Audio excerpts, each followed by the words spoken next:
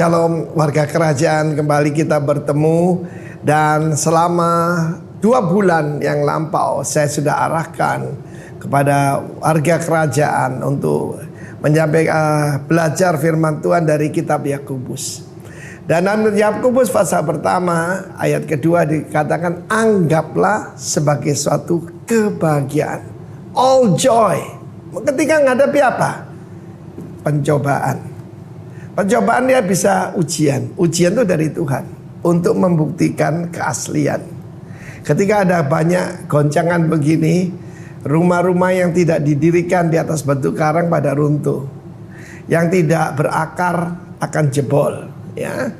Dan kalau pencobaan itu membuktikan bagaimana apa betul kita setia pada Tuhan, setia pada pasangan hidup kita.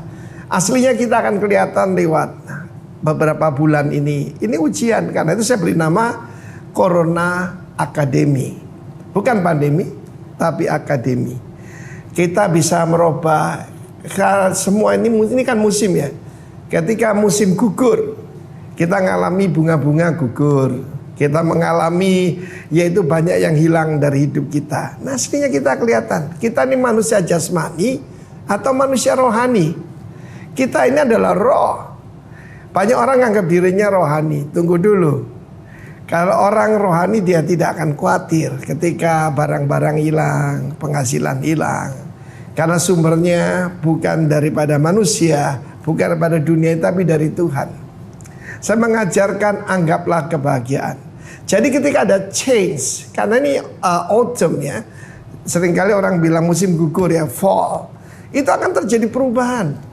Pohon-pohon yang begitu indah pada berguguran semua dan kelihatan jelek. Mungkin kita kelihatan secara fisik seperti itu. Tetapi kita bisa merubah change menjadi chance. Tergantung kita dong, ya. Kita bisa merubah kesempitan jadi kesempatan. Anggap suatu kebahagiaan ada goalnya. Kalau orang tidak tahu goal, orang tidak tahu purpose, dia akan kacau. Dan tujuannya adalah supaya menjadi matang, menghasilkan buah yang matang. Banyak orang berkata kita nggak ngapa-ngapain. Kita harus tahu, kita harus ke arah being bukan doing. Banyak orang keliru, saya nggak bisa kerja apa-apa. Sekarang Tuhan sedang membentuk kita, ya. Dan firman Allah berkata supaya apa? Utuh, tidak kekurangan suatu apapun, sempurna, lacking nothing. Seringkali kita berpikir lacking nothing itu hal-hal yang jasmani.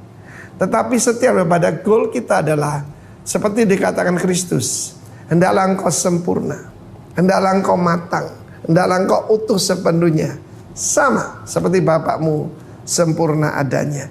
Karena itu mari kita tetap menganggap suatu kebahagiaan, sesuatu yang tidak menyenangkan, kita bisa yaitu tetap berbahagia. Ada orang berkata, ada orang cuma menanti badai berlalu, tetapi ada orang belajar menari di bawah hujan lebat. Saya ajak saudara dancing in the rain. God bless you warga kerajaan. Amin.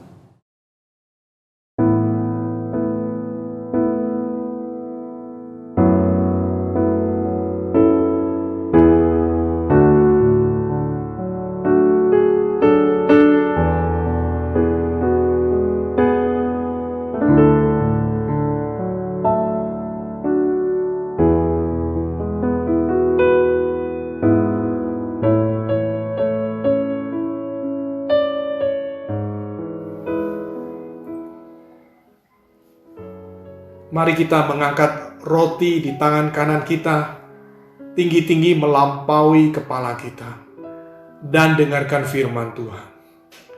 Sebab apa yang telah kuteruskan kepadamu, telah aku terima dari Tuhan, yaitu bahwa Tuhan Yesus pada malam waktu ia diserahkan, mengambil roti, dan sesudah itu ia mengucap syukur atasnya. Ia memecah-mecahkannya dan berkata, inilah tubuhku yang diserahkan bagi kamu. Perbuatlah ini menjadi peringatan akan aku. Bukankah roti yang ada di tangan kanan kita adalah persekutuan dengan tubuh Tuhan Yesus Kristus? Yang percaya makan di dalam nama Tuhan Yesus Kristus.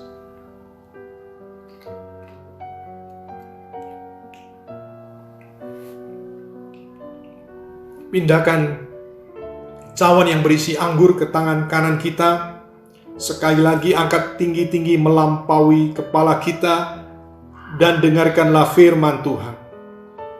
Demikian juga ia mengambil cawan sesudah makan, lalu berkata, "Cawan ini adalah perjanjian baru yang dimateraikan oleh darahku. Perbuatlah ini setiap kali kamu meminumnya menjadi peringatan akan aku." Bukankah anggur di dalam cawan di tangan kanan kita ini adalah persekutuan dengan darah Tuhan Yesus Kristus? Yang percaya minum di dalam nama Tuhan Yesus Kristus.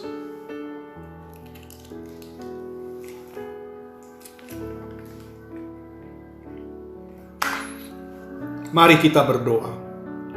Terima kasih Tuhan untuk perjamuan pada saat pagi hari ini, di mana kami boleh makan semeja dengan Engkau ya Tuhan.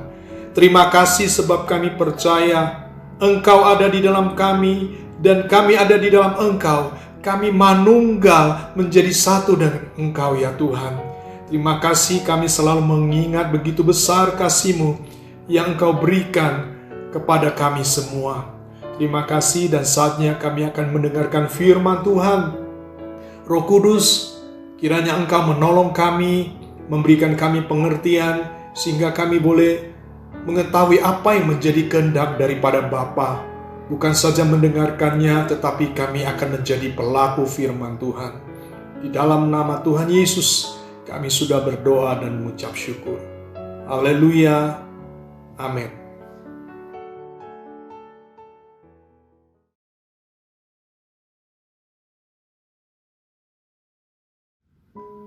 Shalom saudara.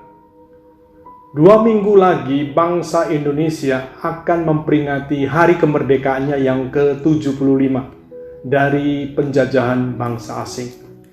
Indonesia pernah dijajah Portugal, Spanyol, Belanda, Perancis, Inggris, dan terakhir Jepang. Yang paling lama adalah penjajahan Belanda menjajah Indonesia selama 340 tahun lamanya. Bertepatan dengan peringatan kemerdekaan Indonesia ini, saya akan sharing firman Tuhan tentang kemerdekaan kita sebagai orang percaya, sebagai orang Kristen, sebagai pengikut Kristus. Sebuah kemerdekaan yang lebih daripada sekedar kemerdekaan yang bersifat jasmani dan sementara. Fakta membuktikan bahwa ada banyak negara yang tidak lagi dijajah oleh bangsa lain, tetapi tetap belum bisa dikatakan sebagai negara yang merdeka dalam pengertian yang sesungguhnya. Demikian juga bangsa Indonesia, kita memang sudah merdeka 75 tahun dari penjajahan, tetapi kita tetap masih hidup dalam penjajahan yang tidak kelihatan. Kebodohan, kemiskinan, kejahatan, dan yang lainnya. Alkitab juga membicarakan tentang kemerdekaan, tetapi bukan kemerdekaan dari penjajahan atau perbudakan secara jasmani. Alkitab membicarakan kemerdekaan secara rohani, di mana dikatakan bahwa Kristus memerdekakan kita. Kita akan membaca 4 ayat dan kita dapat menarik kesimpulan bagaimana kita dapat meraih kemerdekaan tersebut. Kita akan baca di dalam Yohanes 1 ayat yang ke-14. Firman itu telah menjadi manusia dan diam di antara kita. Dan kita telah melihat kemuliaannya, yaitu kemuliaan yang diberikan kepadanya sebagai anak tunggal Bapa, penuh kasih karunia dan kebenaran. Kita lanjut dengan Yohanes 17 ayat yang ke-17b. Firman-Mu adalah kebenaran. Yohanes 14 ayat 6. Kata Yesus kepadanya, "Akulah jalan dan kebenaran dan hidup. Tidak ada seorang pun yang datang kepada Bapa kalau tidak melalui aku. Ada yang terakhir di dalam Yohanes 8 ayat 36. Jadi apabila anak itu memerdekakan kamu, kamu pun benar-benar merdeka. Saudara, setiap pribadi yang percaya bahwa Yesus adalah firman yang telah menjadi manusia, bahwa ia adalah anak tunggal Bapa yang telah mati dan bangkit dari antara orang mati, percaya firman itu adalah kebenaran, bahwa Yesus adalah satu-satunya jalan dan kebenaran dan hidup, maka Yesus akan memerdekakan kita. Kita akan menjadi pribadi-pribadi yang benar-benar merdeka. Pertanyaan saya yang kedua, kalau Kristus telah memerdekakan kita, pertanyaannya adalah merdeka dalam hal apa saja? Di dalam Roma 6 ayat 18, firman Tuhan berkata, kamu telah dimerdekakan dari dosa dan menjadi hamba kebenaran. Roma 6 ayat 22, tetapi sekarang setelah kamu dimerdekakan dari dosa dan setelah kamu menjadi hamba Allah, kamu beroleh buah yang membawa kamu kepada pengudusan dan sebagai kesudahannya ialah hidup yang kekal. Kristus memerdekakan kita dalam hal apa saja? Yang pertama dari ayat yang sudah kita baca tadi, Kristus memerdekakan kita dari dosa. Dalam pemahaman orang Yahudi, dosa sama dengan hutang. Karena itu, manusia berdosa kepada Allah sama dengan manusia itu berhutang dan harus melunasi hutangnya kepada Allah. Memang benar Allah dapat saja langsung menghapus hutang manusia, namun tidak demikian tatanan atau aturan main daripada kerajaan Allah. Hutang tetap harus dibayar. Dan setiap orang yang belum mengenal kebenaran punya kecenderungan untuk berhutang. Tidak bisa tidak, selalu ingin melakukan atau berbuat dosa, bahkan menjadi hamba dosa, terikat dengan dosa-dosa, terbelenggu dengan dosa-dosa. Sebaliknya, orang yang mengenal kebenaran punya kecenderungan untuk tidak berhutang, untuk tidak berbuat dosa. Dengan demikian, Yesus Kristus memerdekakan manusia dari perbudakan dosa. Artinya Yesus Kristus melunasi hutang manusia agar manusia tidak berhutang lagi dengan cara menebus hutang, yaitu dosa manusia dengan cara mati di kayu salib. Pertanyaannya sekarang, apakah setiap orang yang percaya dan sudah dimerdekakan oleh kebenaran sudah tidak melakukan kesalahan, pelanggaran ataupun dosa lagi? Jawabannya tidak. Kita masih tinggal dalam daging. Dan kita tahu bahwa daging itu lemah dan sewaktu-waktu kita bisa melakukan pelanggaran ataupun kesalahan. Saya akan berikan satu contoh. Daud. Ia adalah pribadi yang mengenal kebenaran, begitu dekat dengan Tuhan, bahkan mengerti hati Tuhan. Detak jantungnya seperti detak jantungnya Tuhan. Tetapi Alkitab mencatat suatu saat ketika ia berada di soto istana dan melihat Batsheba sedang mandi, dan apa yang terjadi kemudian? Daud tergoda untuk melakukan dosa, yaitu dosa perzinahan. Terus apa bedanya Daud dengan pendosa?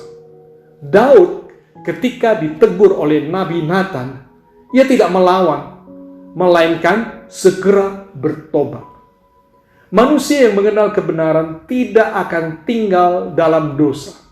Ketika menyadari apa yang dilakukan itu tidak berkenan kepada Tuhan, maka ia akan segera meminta ampun kepada Tuhan, meninggalkan kesalahannya, ataupun pelanggaran-pelanggarannya, atau semua dosa yang telah dilakukannya.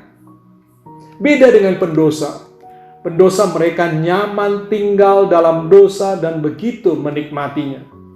Tinggal dalam dosa dan melakukan dosa lainnya. Kita akan melihat pelanggaran yang dilakukan oleh Kain. Ketika Kain ditegur Tuhan di dalam Kejadian 4 ayat 6 dan ayat yang ke-7, firman Tuhan kepada Kain, Mengapa hatimu panas dan mukamu muram? Apakah mukamu tidak akan berseri jika engkau berbuat baik? Tetapi jika engkau tidak berbuat baik, dosa sudah mengintip di depan pintu. Ia sangat menggoda engkau, tetapi engkau harus berkuasa atasnya. Pertanyaan saya, apakah setelah ditegur Tuhan, Kain bertobat? Kenyataannya tidak.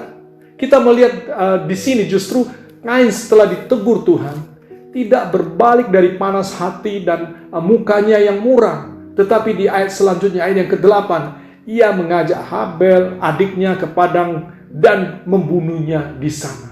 Jadi Kain tinggal dalam dosa dan melakukan dosa lainnya. Kita lanjut dengan Roma 6 ayat yang ke-17. Firman Tuhan berkata, tetapi syukurlah kepada Allah. Dahulu memang kamu hamba dosa, tetapi sekarang kamu dengan segenap hati telah mentaati pengajaran yang telah diteruskan kepadamu. Lalu bagaimana sampai manusia bisa menjadi hamba dosa? Kita perlu mengetahui kondisi manusia ini dalam beberapa fase. Manusia pra kejatuhan, yaitu sebelum Adam dan Hawa jatuh dalam dosa, kondisinya adalah mereka mungkin bisa berbuat dosa dan juga mungkin mereka tidak berbuat dosa. Kenyataannya dalam Kejadian 3, manusia pertama melakukan dosa. Jadi fase yang pertama, sebelum jatuh dalam dosa, mereka bisa saja berbuat dosa atau tidak berbuat dosa. Tetapi kenyataannya mereka telah jatuh dalam dosa. Manusia pasca kejatuhan, kondisinya adalah tidak mungkin tidak berdosa. Karena dosa sudah menjalar kepada semua orang. Dan semua orang cenderung untuk berbuat dosa. Selanjutnya, manusia di dalam Kristus kondisinya adalah kondisi kembali kepada posisi Adam. Mungkin bisa berbuat dosa, mungkin tidak berbuat dosa. Dan akhirnya manusia setelah dimuliakan di kekekalan nanti, maka kondisi manusia adalah tidak mungkin berbuat dosa lagi. Jadi manusia pasca kejatuhan adalah manusia yang tidak mungkin tidak berdosa, dan akhirnya manusia menjadi hamba dosa. Paulus pernah mengalami kondisi perhambaan dosa yang semacam ini. Roma 7 ayat 15 hingga ayat 21, firman Tuhan berkata, sebab apa yang aku perbuat, aku tidak tahu. Karena bukan apa yang aku kehendaki yang aku berbuat, tetapi apa yang aku benci, itulah yang aku perbuat. Jadi jika aku perbuat apa yang tidak aku kehendaki, aku menyetujui bahwa hukum Taurat itu baik. Kalau demikian, bukan aku lagi yang memperbuatnya, tetapi dosa yang ada di dalam aku. Sebab aku tahu bahwa di dalam aku, yaitu di dalam aku sebagai manusia, tidak ada sesuatu yang baik. Sebab kehendak memang ada di dalam aku, tetapi bukan hal berbuat apa yang baik. Ayat yang ke-19, sebab bukan apa yang aku kehendaki, yaitu yang baik yang aku perbuat, melainkan apa yang tidak aku kehendaki, yaitu yang jahat yang aku perbuat. Jadi, jika aku berbuat apa yang tidak aku kehendaki, maka bukan lagi aku yang memperbuatnya, tetapi dosa yang diam di dalam aku. Demikian aku dapati hukum ini. Jika aku menghendaki berbuat apa yang baik, yang jahat itu ada padaku. Semua manusia yang hidup pasca kejatuhan Adam dan Hawa pasti mengalami gejala seperti ini. Dan ini membuktikan bahwa semua manusia sementara dijajah dosa dan menjadi hamba dosa. Saudara dikasih Tuhan, ketika masa kuliah saya memiliki seorang teman yang jatuh dalam dosa seksual. Selalu ke tempat prostitusi. Dia ke gereja, dia berdoa, dia baca firman. Dan ketika malamnya berbuat zina, besoknya datang kepada saya minta didoakan. tetapi beberapa hari kemudian melakukan hal yang sama lagi. Itu yang disebut menjadi hamba dosa. Coba kita koreksi apakah dalam hidup kita masih diperhamba oleh dosa, masih berzina, pikiran yang kotor, tidak mengampuni, suka berdusta, menfitnah, lidah yang dolak-dalik, suka mengadu domba, iri hati, amarah, tidak bisa menguasai diri, tidak menghormati orang tua, sombong, tinggi hati, dan dosa lainnya yang kita simpan erat-erat yang orang lain tidak tahu. Sebenarnya orang yang berbuat dosa itu tidak berbuat apa yang dia sukai, melainkan ia berbuat apa yang dosa sukai, seperti apa yang dikatakan oleh firman Tuhan. Jadi semua manusia sebenarnya sementara diperbudak oleh dosa. Tetapi Alkitab berkata, kamu telah dimerdekakan dari dosa dan menjadi hamba kebenaran. Jelas yang memerdekakan kita dari dosa adalah Kristus sendiri. Dengan cara apa? Kematian dan kebangkitannya sesuai di dalam konteks Roma 6. Dengan kematian dan kebangkitannya, maka orang yang percaya kepada dia juga harus turut mati dan turut dibangkitkan bersama-sama dengan dia. Roma 6 ayat 5 dan ayat 6 berkata, sebab jika kita telah menjadi satu dengan apa yang sama dengan kematiannya, kita juga akan menjadi satu dengan apa yang sama dengan kebangkitannya. Karena kita tahu bahwa manusia lama kita telah turut disalibkan supaya tubuh dosa kita hilang kuasanya, agar jangan kita menghambakan diri lagi kepada dosa. Jadi dengan kematian dan kebangkitan Yesus, orang percaya sudah dimerdekakan dari dosa. Kita adalah orang yang merdeka. Apa yang harus kita lakukan? Jangan berbuat dosa lagi dan bertumbuh dalam pengudusan. Sekali lagi baca di dalam Roma 6 ayat 22. Tetapi sekarang setelah kamu dimerdekakan dari dosa dan setelah kamu menjadi hamba Allah, kamu beroleh buah yang membawa kamu kepada pengudusan, dan sebagai kesudahannya ialah hidup yang kekal. Saudara yang dikasihi Tuhan, ini bukan berarti kita tidak mungkin berbuat dosa, kesalahan, dan pelanggaran lagi. Kita tentu bisa berbuat dosa, jatuh dalam dosa, tetapi kita tidak boleh hidup, kita tidak boleh tinggal dan nyaman menikmati dosa. Sebaliknya kita berusaha untuk bertumbuh di dalam pengudusan. Selanjutnya hal yang kedua, Kristus memerdekakan kita dalam hal apa saja. Yang kedua, kita akan bersama-sama membaca di dalam Roma 6 ayat yang ke-23.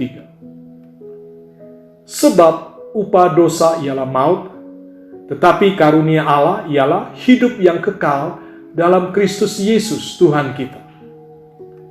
Kristus memerdekakan kita dari maut. Itu adalah poin yang kedua. Bagian ini mempunyai hubungan yang erat dengan bagian pertama karena dosa itu berkaitan dengan maut. Alkitab berkata bahwa upah dosa ialah maut. Meskipun demikian, dosa tetap dibedakan dari maut.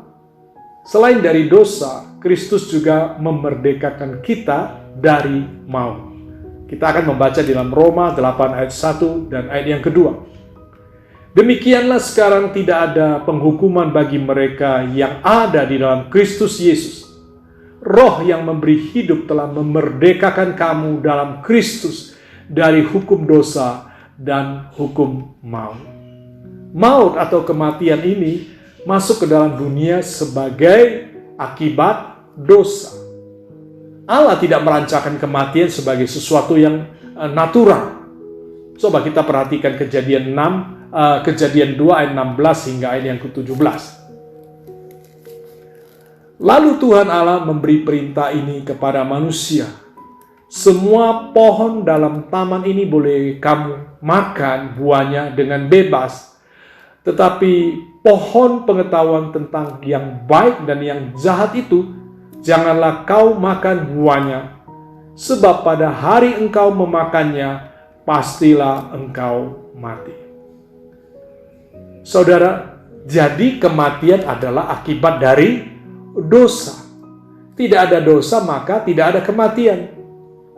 Sepanjang sejarah, manusia tidak bisa lepas dari kuasa kematian itu. Tidak ada orang yang bisa menghindar dari kematian itu. Ada sebuah cerita kuno di mana ada seorang yang kaya diramalkan akan mati oleh karena kuda. Sejak hari itu selalu menghindar dari kuda. Menghindar bepergian dan naik kuda. Tidak mau naik kereta kuda. Ia membongkar peternakan kudanya dan dijadikan peternakan sapi, domba, dan kambing. Dan tidak ada seekor kuda pun di peternakan itu. Suatu pagi orang kaya tersebut ditemukan mati di atas kasur, di tempat tidurnya. Ia mati bukan karena naik kuda atau mati diserempet kuda. Bukan juga karena kecelakaan kereta kuda. Tetapi ia mati tertimpa gambar kuda yang besar yang terpasang di dinding kamar tidurnya, persis di atas tempat tidurnya. Benar, tidak ada orang yang bisa menghindari kematian. Tidak bisa menghindar dari kematian. Maut atau kematian dalam Alkitab itu ada 3 jenis. Ya, yakni yang pertama kematian jasmani, itu berpisahnya tubuh dari roh. Dan yang selanjutnya adalah kematian rohani, itu berbicara ketika seseorang itu terpisah dari Allah. Dan kematian kekal, itu berbicara tentang masuk neraka. Dan setiap manusia bisa saja mengalami 3 jenis kematian ini.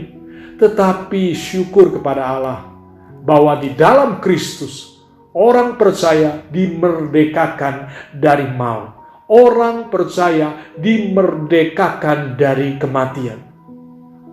Pada waktu kita percaya kepada Kristus, maka tidak ada lagi mati secara rohani, merdeka dari kematian rohani.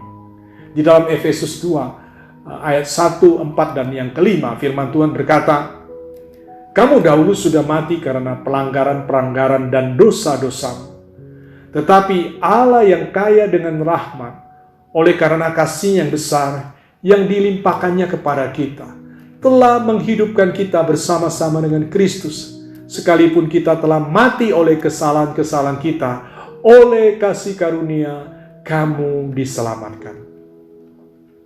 Saudara, pada waktu kita percaya kepada Kristus, kita juga tidak akan masuk neraka. Kita merdeka dari kematian kekal. Karena firman Tuhan berkata, demikian sekarang tidak ada penghukuman bagi mereka yang ada di dalam Kristus Yesus. Lalu bagaimana dengan kematian jasmani? Ternyata semua dari kita masih tetap harus mengalaminya. Mengapa? Saya tidak tahu dan saya tidak bisa menjawab pertanyaan tersebut. Tetapi yang pasti, Allah menjadikan kematian jasmani ini sebagai jalan untuk menuju kepada hidup yang kekal bersamanya dalam kerajaan surga sampai selama-lamanya. Maka kematian jasmani yang dialami orang percaya itu bukan lagi sebagai hukuman dosa, melainkan sebagai gerbang menuju surga. Itulah sebabnya Paulus berkata, mati adalah keuntungan bagiku. Jadi dapat juga dikatakan bahwa kita memang telah dimerdekakan oleh Kristus dari maut. Dengan cara apa? Kematian dan kebangkitan Kristus. Karena itu orang Kristen yang sejati tidak boleh takut kepada kematian. Juga orang Kristen yang sejati tidak boleh larut dalam kesedihan yang berlebihan dari kematian atau meninggalnya orang-orang percaya yang mereka kasih. Kematian atau meninggalnya seseorang memang memisahkan kita dari orang-orang yang kita kasihi, tetapi mempertemukan kita dengan Allah dan kekasih-kekasih yang terlebih dahulu mati. Suatu saat pasti itu terjadi. Lebih bahagia mana? Karena itu kematian memang menyedihkan di satu sisi, tapi di sisi lainnya adalah kebahagiaan yang perlu disambut dengan rasa penuh ucapan syukur. Karena di dalam Wahyu 14 ayat 13 di sana firman Tuhan berkata, "Dan aku mendengar suara di surga berkata, tuliskan, berbahagia orang mati yang mati dalam Tuhan sejak sekarang ini. Sungguh, kata Roh, supaya mereka boleh beristirahat dari jerih lelah mereka, karena segala perbuatan mereka menyertai mereka. Saudaraku, kita sudah melihat Tuhan Yesus sudah memerdekakan kita dari dua hal. Yang pertama itu adalah memerdekakan kita dari dosa, dan yang kedua adalah memerdekakan kita dari maut. Dan selanjutnya hal yang ketiga, Kristus memerdekakan kita dalam hal apa? Kita akan bersama-sama membaca di dalam Roma 7 ayat yang ke-6. Firman Tuhan berkata, "Tetapi sekarang kita telah dibebaskan dari hukum Taurat, sebab kita telah mati bagi Dia yang mengurung kita, sehingga kita sekarang melayani dalam keadaan baru menurut roh, dan bukan dalam keadaan lama menurut huruf hukum Taurat." Jadi hal yang ketiga, Kristus memerdekakan kita dari hukum Taurat. Saudaraku, hukum Taurat itu berisi perintah-perintah dan larangan-larangan untuk mengatur hidup manusia, supaya manusia mengetahui mana yang baik dan mana yang jahat. Menariknya, Tuhan tahu bahwa manusia tidak mungkin bisa mentaati Taurat secara sempurna, tapi Ia memberikan hukum Taurat tersebut. Mengapa? Supaya Israel tahu bahwa tidak mungkin bagi mereka untuk taat sempurna, malah sebaliknya menunjukkan betapa bejatnya dan berdosanya mereka. Perhatikan ayat-ayat berikut ini. Roma 3 ayat 19 dan ayat yang ke-20. "Tetapi kita tahu bahwa segala sesuatu yang tercantum dalam kitab Taurat ditujukan kepada mereka yang hidup di bawah hukum Taurat, supaya tersumbat setiap mulut dan seluruh dunia jatuh ke bawah hukuman Allah. Sebab tidak seorang pun yang dapat dibenarkan di hadapan Allah oleh karena melakukan hukum Taurat, karena justru oleh hukum Taurat orang mengenal dosa." Jadi hukum Taurat diberikan bukan supaya manusia bisa mentaatinya secara sempurna agar mereka diselamatkan, tapi untuk membuktikan bahwa manusia tidak bisa mentaatinya secara sempurna. Dan karenanya manusia sadar bahwa mengharapkan keselamatan dari hukum Taurat itu adalah sesuatu yang sia-sia. Mengapa sia-sia? Karena kalau melakukan satu pelanggaran saja terhadap hukum Taurat, akan dianggap pelanggaran terhadap seluruhnya, sebagaimana yang dikatakan di dalam Yakobus 2 ayat 10 hingga ayat yang ke-11. "Sebab barang siapa menuruti seluruh hukum ini, tetapi mengabaikan satu bagian daripadanya, ia bersalah terhadap seluruhnya. Sebab ia yang mengatakan jangan berzina, ia mengatakan juga jangan membunuh. Jadi jika kamu tidak berzina tetapi membunuh, maka kamu menjadi pelanggar hukum juga." Jadi biarpun kita bisa mentaati hukum Taurat 99% dan hanya melanggar 1% saja, tetap dianggap sebagai pelanggar hukum Taurat. Hukum Taurat dapat diibaratkan seperti cermin yang hanya berfungsi untuk memperlihatkan kotoran pada wajah, tapi tidak bisa dipakai untuk membersihkan kotoran itu. Maka manusia yang hidup di bawah hukum Taurat hanyalah manusia yang akan mendapati dirinya penuh dengan pelanggaran-pelanggaran tanpa harapan untuk bisa diselamatkan. Kristus melalui kematiannya memerdekakan, membebaskan kita dari hukum Taurat. Artinya, kita yang percaya dibebaskan dari satu sistem ketaatan mutlak pada Taurat untuk memperoleh keselamatan. Dengan kata lain, untuk diselamatkan kita tidak lagi menempuh jalur Taurat, yakni taat sempurna terhadap semua perintah dan semua larangan dalam hukum Taurat, melainkan hanya melalui jalur iman kepada Kristus Yesus. Di dalam Galatia 2 ayat 16, "Kamu tahu bahwa tidak seorang pun yang dibenarkan oleh karena melakukan hukum Taurat, tetapi hanya oleh karena iman dalam Kristus Yesus. Sebab itu kami pun telah percaya kepada Kristus Yesus, supaya kami dibenarkan oleh karena iman dalam Kristus dan bukan oleh karena melakukan hukum Taurat. Sebab tidak ada seorang pun yang dibenarkan oleh karena melakukan hukum Taurat. Saudara, banyak orang berpikir bahwa mereka harus berbuat ini dan itu, atau jangan berbuat ini dan itu supaya mereka bisa selamat. Ini tuntutan Taurat, dan tuntutan ini sudah dibatalkan oleh kematian Kristus. Efesus 2 ayat 15, sebab dengan matinya sebagai manusia, ia, Yesus, telah membatalkan hukum Taurat dengan segala perintah dan ketentuannya. Ketika saya berada di pengadilan negeri Kepanjen, karena ada masalah penulisan nama anak saya di akte lahir yang sebenarnya nama Filemon Wijaya, tidak ada tanda koma setelah Filemonnya. Sementara di akte lahirnya itu ada tanda koma. Jadi namanya itu Filemon, Wijaya.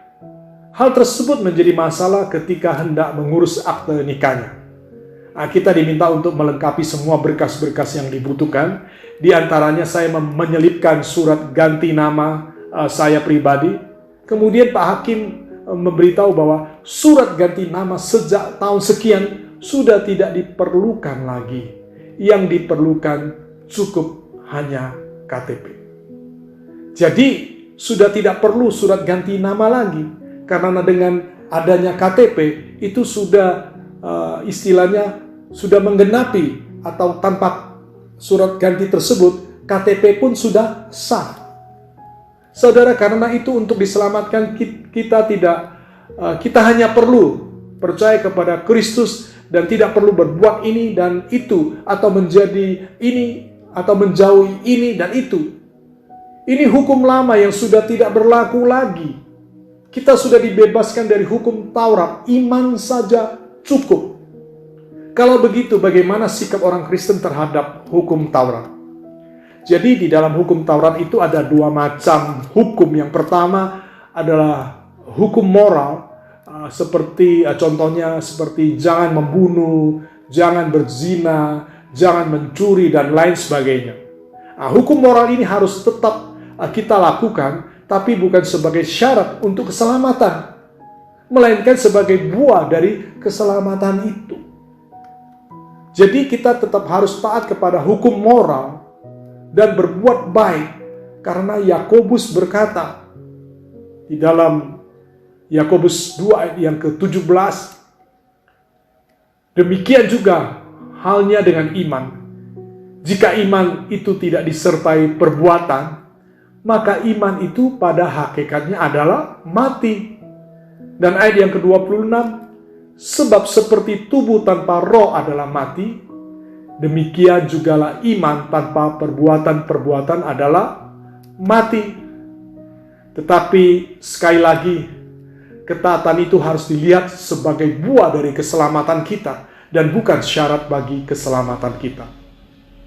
Selanjutnya ada hukum upacara, yakni berbagai aturan yang berhubungan dengan peribadatan orang Israel seperti korban-korban, sunat, makanan halal dan haram, yang ini memang haruslah dibuang dan sudah tidak berlaku lagi.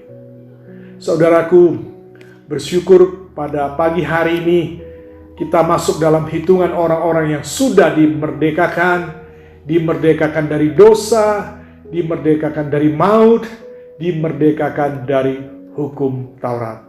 Demikian sharing firman Tuhan saya pada saat pagi hari ini, kiranya boleh menjadi berkat bagi kita semua.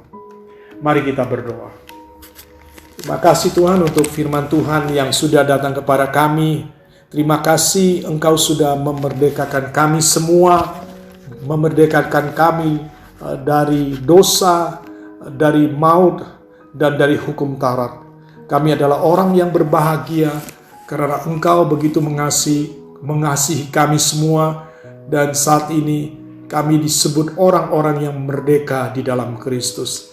Terima kasih untuk firman Tuhan. materaikan firman-Mu itu di dalam hati kami, supaya kami boleh menjadi orang yang terus berjalan di dalam kekuatan Allah, di dalam kebenaran firman Tuhan.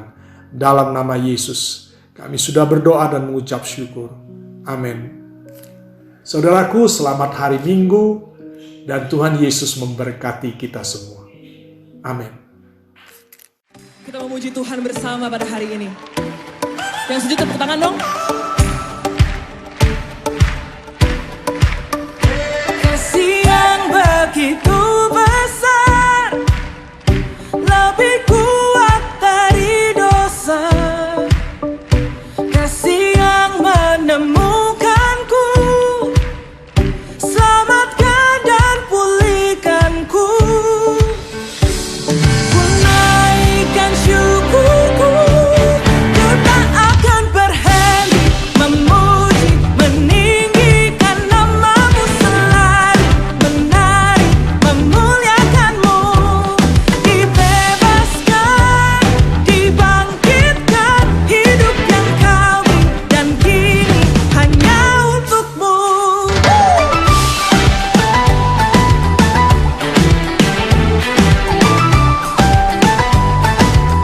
Sama-sama naikkan.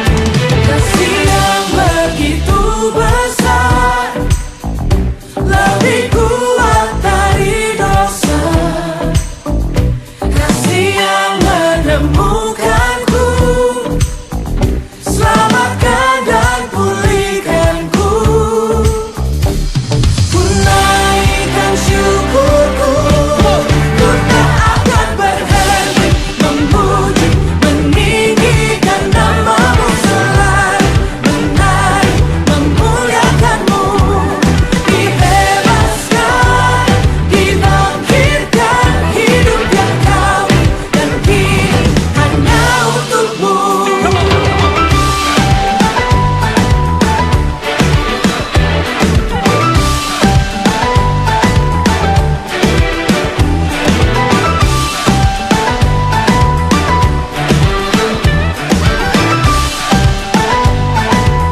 Sama-sama naikkan syukur kita.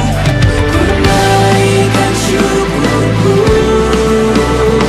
ku naikkan syukurku.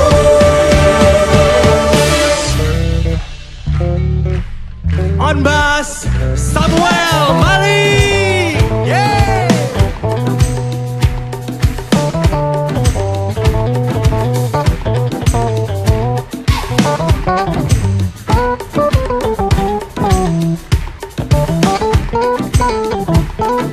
Here we go.